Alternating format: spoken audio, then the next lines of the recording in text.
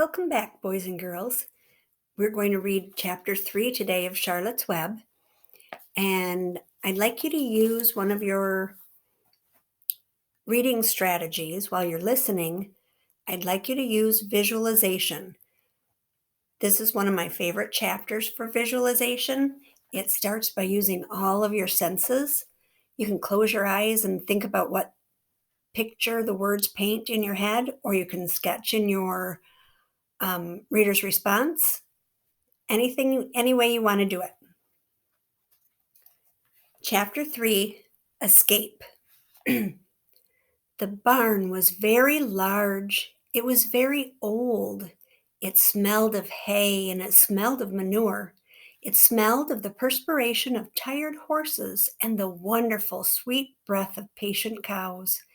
It often had a sort of peaceful smell, as though nothing bad could happen ever again in the world. It smelled of grain and of harness dressing and of axle grease and of rubber boots and of new rope. And whenever the cat was given a fish head to eat, the barn would smell of fish. But mostly it smelled of hay, for there was always hay in the great loft up overhead. And there was always hay being pitched down to the cows and the horses and the sheep. The barn was pleasantly warm in winter when the animals spent most of their time indoors, and it was pleasantly cool in summer when the big doors stood wide open to the breeze. The barn had stalls on the main floor for the work horses, tie-ups on the main floor for the cows, a sheepfold down below for the sheep, a pig pen down below for Wilbur. And it was full of all sorts of things that you find in barns: ladders, grindstones, pitchforks, monkey wrenches, scythes, lawn mowers, snow shovels, axe handles, milk pails, water buckets, empty grain sacks, and rusty rat traps. It was the kind of barn that swallows like to build their nests in. It was the kind of barn that children like to play in. And the whole thing was owned by Fern's uncle, Mr. Homer L. Zuckerman.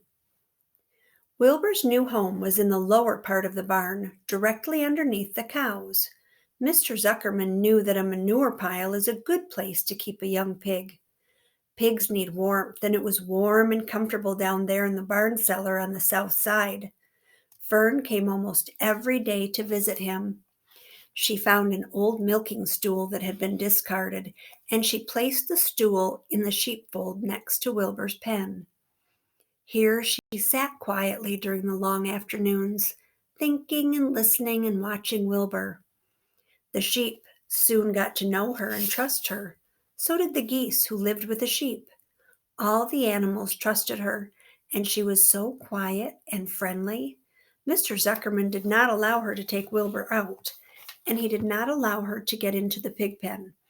But he told Fern that she could sit on the stool and watch Wilbur as long as she wanted to.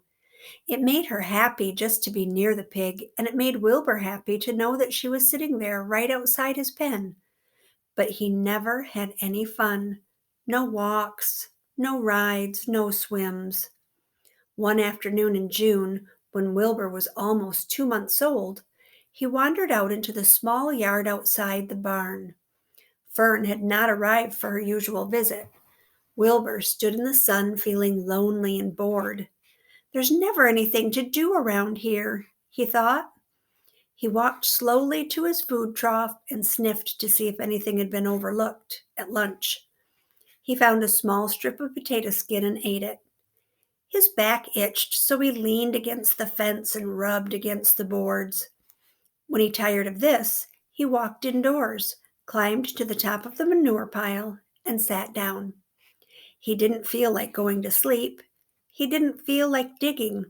He was tired of standing still, tired of lying down. I'm less than 2 months old, and I'm tired of living, he said. He walked out to the yard again. When I'm out here, he said, there's no place to go but in. When I'm indoors, there's no place to go but out in the yard. That's where you're wrong, my friend, said a voice. Wilbur looked through the fence and saw the goose standing there. "You don't have to stay in that dirty little yard," said the goose, who talked rather fast. "One of the boards is loose. Push on it, push on it, and come on out." "What?" said Wilbur. "Say it slower." At the risk of repeating myself," said the goose, "I suggest that you come out. It's wonderful out here." "Did you say a board was loose?" That I did," said the goose. Wilbur walked up to the fence and saw that the goose was right. One board was loose. He put his head down, shut his eyes, and pushed. The board gave way. In a minute, he had squeezed through the fence and was standing in the long grass outside his yard. The goose chuckled. "How does it feel to be free?" she asked. "I like it," said Wilbur. "That is, I guess I like it." Actually, Wilbur felt quite queer to be outside his fence with nothing between him and the big world. "Where do you think I'd better go?"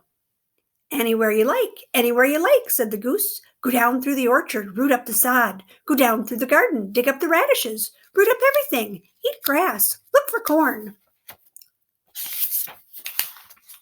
Look for oats, run all over, skip and dance, jump and prance. Go down through the orchard and stroll in the woods. The world is a wonderful place when you're young." "I can see that," replied Wilbur. He gave a jump in the air, twirled, ran a few steps, stopped, looked all around, sniffed the smells of afternoon, and then set off walking down through the orchard.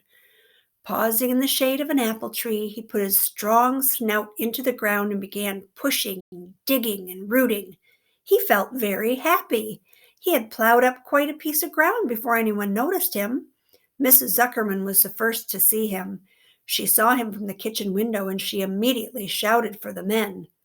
"Homer!" she cried. "Pigs out! Lurvy! Pigs out! Homer! Lurvy! Pigs out! He's down there under that apple tree." "Now the trouble starts," thought Wilbur. "Now I'll catch it." The goose heard the racket, and she too started hollering. "Run, run, run! Downhill, make for the woods! The woods!" she shouted to Wilbur. "They'll never, never, never catch you in the woods." The cocker spaniel heard the commotion, and he ran out from the barn to join the chase. Mr. Zuckerman heard, and he came out of the machine shed where he was mending a tool. Lurvy, the hired man, heard the noise and came up from the asparagus patch where he was pulling weeds. Everybody walked toward Wilbur, and Wilbur didn't know what to do. The woods seemed a long way off, and anyway, he had never been down there in the woods and wasn't sure he would like it. "Get around him, Lurvy," said Mr. Zuckerman, "and drive him toward the barn. And take it easy. Don't rush him. I'll go and get a bucket of slops." The news of Wilbur's escape spread rapidly among the animals on the place. Whenever any creature broke loose on Zuckerman's farm, the event was of great interest to others. The goose shouted to the nearest cow that Wilbur was free, and soon all the cows knew. Then one of the cows told one of the sheep, and soon all the sheep knew. The lambs learned about it from their mothers. The horses in their stalls in the barn pricked up their ears when they heard the goose hollering, and soon the horses had caught on to what was happening. "Wilbur's out," they said. Every animal stirred and lifted his head and became excited to know that one of his friends had got free and was no longer penned up or tied fast.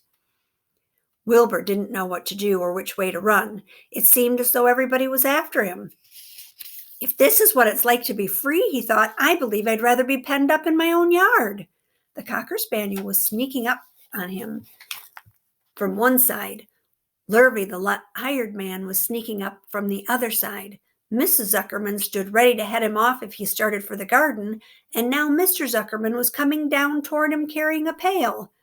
"This is really awful," thought Wilbur. "Why doesn't Fern come?" He started to cry. The goose took command and began to give orders. "Don't just stand there, Wilbur.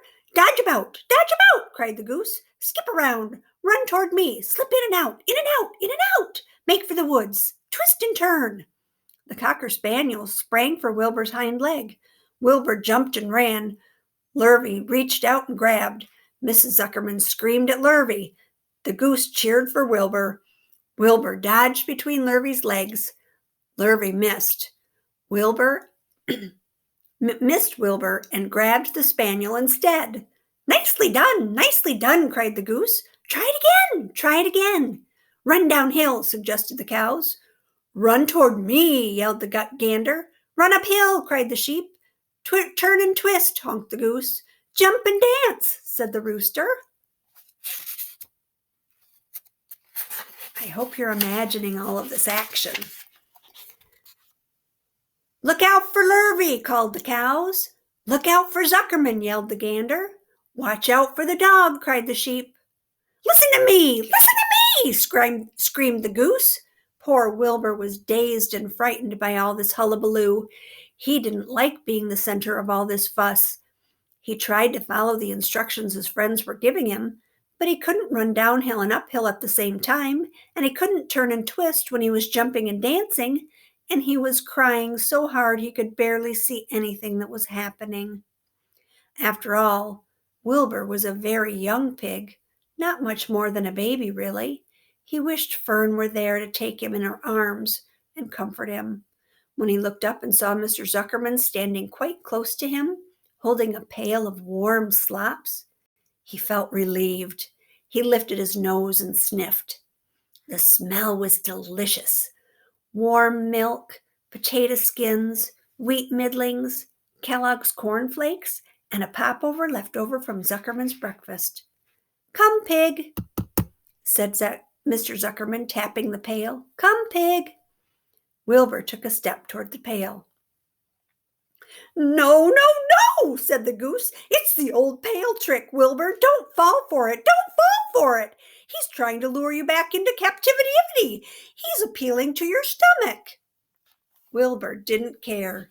The food smelled appetizing. He took another step toward the pail. Pig, said Mr.